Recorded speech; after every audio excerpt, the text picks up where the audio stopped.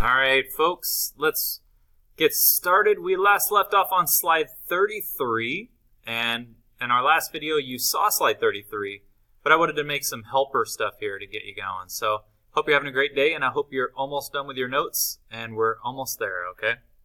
I'm going to keep pushing along and just keep up with me, and I'll try to make it interesting, and I'll try to make it clear and easy to understand. So, slide 33, please write slide 33 in your notebook, and please copy down this definition. The definition is carrying capacity causes populations to drop and rise around a population number perfect for the environment. This is what it looks like. It says carrying capacity causes populations to drop and rise around a population number perfect for their environment. If we go back to slide 32, you can see that. The population increases, but when it reaches carrying capacity, the population has die-offs, a lot more reproduction. The population increases, die-offs, reproductions, but it always stays around carrying capacity. So it's kind of the perfect amount for the species. So it's the perfect population amount for the species. That's what this means. All right, next let's answer the question. So on slide 32, we have 1, 2, 3 total questions. On question number 1, it says, observe and determine the time where carrying capacity occurs. We have two graphs. We have graph A and we have graph B. In graph A, so you can write this in your notebook for help. It says, in graph A, carrying capacity occurred at, so when did the population stop growing? That is carrying capacity. When here did the population no longer increase? In this example, it would be right around here, which I would say is about 5.5 amount of time. So it doesn't say hours or days. Let's just assume 5.5 days. Let's assume this is days. So in graph A, carrying capacity occurred at 5.5 days time. In graph B, blank, blank, what do you think it's talking about here? Blank, blank. What's the slide about, right? So in graph B, blank, blank occurred at, so what time did the population stop growing and level off? Around in here. So when did this begin? So the first point where it leveled off is where you need to identify your time, and this is in hours. All right, that's number 1. Number 2 is use evidence from the graph to predict the environment of each species.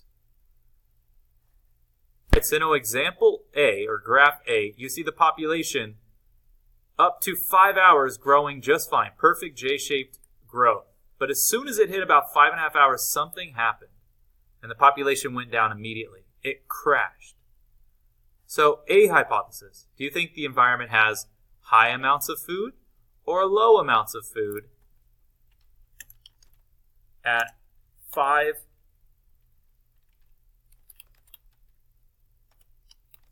time? So at 5 o'clock or 5 time, do you think they have high levels of food or low based on the fact that it crashes? Number 2, it says B hypothesis. Environment has, now what do you think? Does the population crash or is it stable? If the population is stable, you would say that what? Do you think they have high levels of food or low levels of food? Because the population, did they stop growing or did they continue to grow? You decide.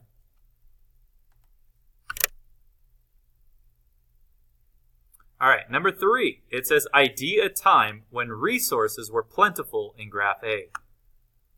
Okay, if you want to copy this down, this could help. It says plenty of food, water, space during the time from. So we're saying that this species, whatever it is, this species had plenty of food, plenty of water, and all the space they needed to live and grow and survive from the time of 1 to when. When did it end? So from 1 hour to blank. So how far did it go before they ran out of resources? What time was that? It says after blank hour, the population, and would you say grows or crashes?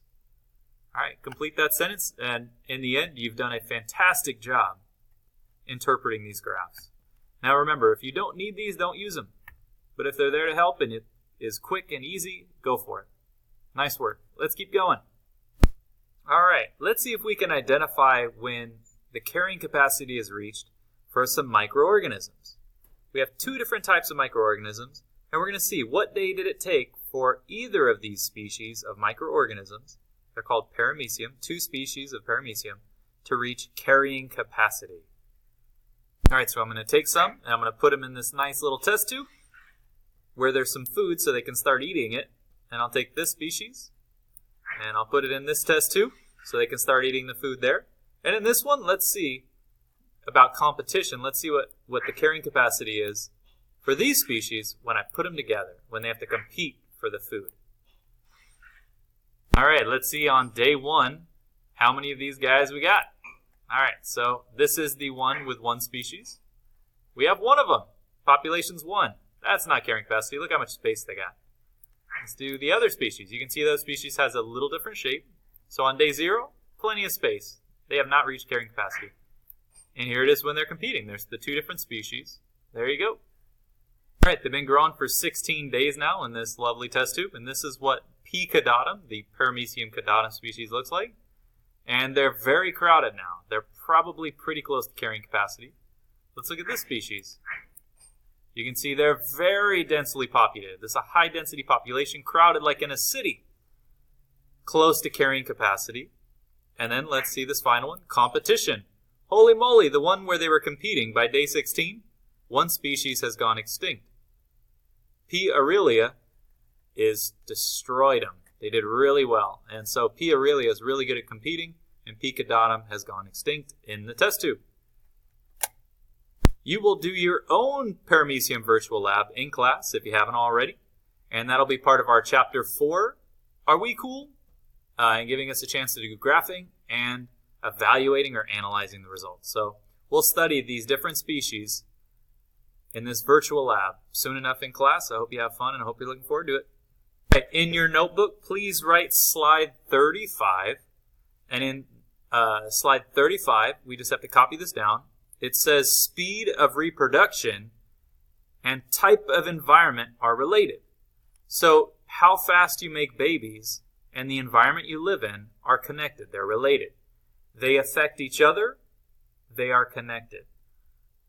So here's the saying, get while the getting's good. So get and do everything you can when the environment is good. So if you can make babies and you have lots of food for those babies, make lots of babies. But if there's not a lot of food, nope, it's not good. You can't grow your population. All right. In your notebook, it says unstable environment equals fast population growth. So if you live in an environment that is unstable, that means maybe you don't have enough food, water, shelter, you're probably going to grow fast if you get those things.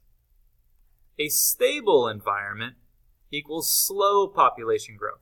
If you live in a stable environment that doesn't change a lot, then you take your time growing and you take your time making babies or reproducing. Again, an unstable environment could be a place with lots of fires, maybe climate change, droughts, or climate change like increased storms, destructive storms. These would be unstable environments where the things that live there probably reproduce quickly. And then we have stable environment like this where you can see always there's plants and there's nothing that bad happens. That's a stable environment. And things grow slowly in that environment. By the way, this is secondary succession. Can you tell? Different species growing over time. Where life already is, it changes over time. Secondary succession. So think, can you decide which of these organisms would live in an unstable environment based on how quickly they grow? So bacteria grow so they reproduce, they make babies every 20 minutes. They are born and have sex within 20 minutes. Do you think that's fast or slow? I say fast. So bacteria live in unstable environment. Flies, they go from a baby to an adult in 2 weeks. In 2 weeks, they start having sex, reproducing, and making babies. I'd say that's fast. Flies must live in an unstable environment. Then we have the elephant. An elephant, from when it's born to an adult, it takes 13 years. That's a lot longer.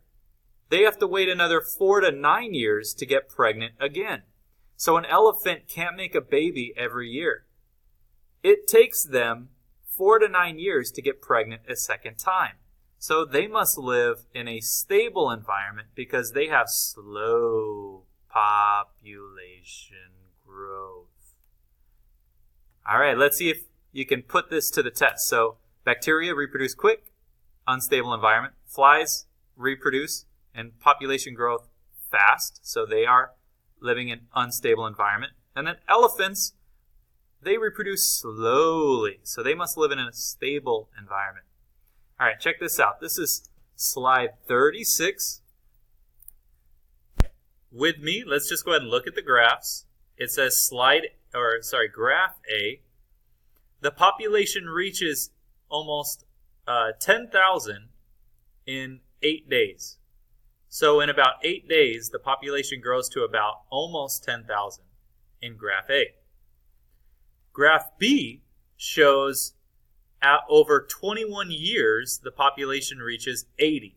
So there's 80 individuals, but it takes 21 years to reach 81. In graph C, you have in 3 days, only in 3 days, the population reaches 9,000. So which is the fastest growing? You have a population in graph C. In 3 days, they reach 9,000. In graph B, it takes 21 years to reach 80.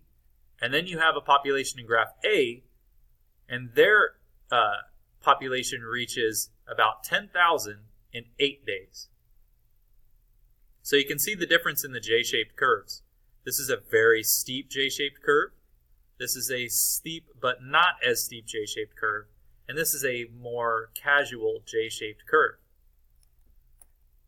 What you're going to do on the next slide is decide which of these graphs belongs to the ape.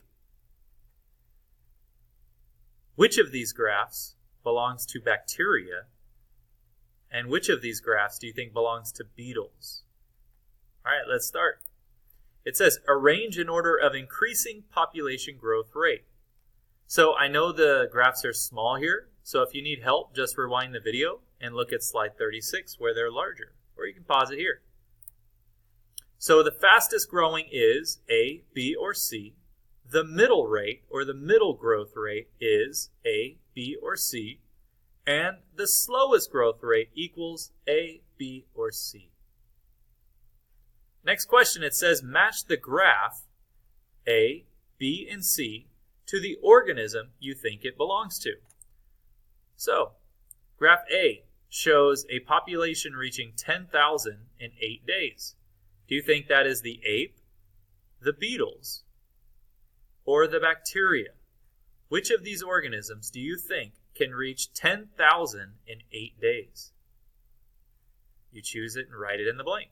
And then graph B, you have a population that reaches 80 after 21 years. Do you think that's the ape, the bacteria, or the beetles? And you write it in the blank for B. And then graph C, you have a population that grows the most quick. In 3 days, it reaches 10,000. Do you think that is the ape, beetles, or bacteria? And then your last question is, hypothesize the environment for each graph. So based on how fast the population grows, identify it as stable or unstable environment. Remember, in an unstable environment, there's fast population growth. In a stable environment, there is slow population growth. So graph A, do you think this is fast population growth? In 8 days, they reach 10,000. B, they reach a population of 80 in 21 years. What do you think, stable or unstable? And then C, finally, in 3 days, they reach about 10,000. Do you think that's stable or unstable? Quick or slow? Stable or unstable? Stable or unstable? Slow or quick? You decide. All right, I hope you've learned a lot, and I hope you feel comfortable with everything. Just wait for the next video series, and we will start covering slides 38 and beyond. I hope you're having a great day. Take care and have a good night, guys.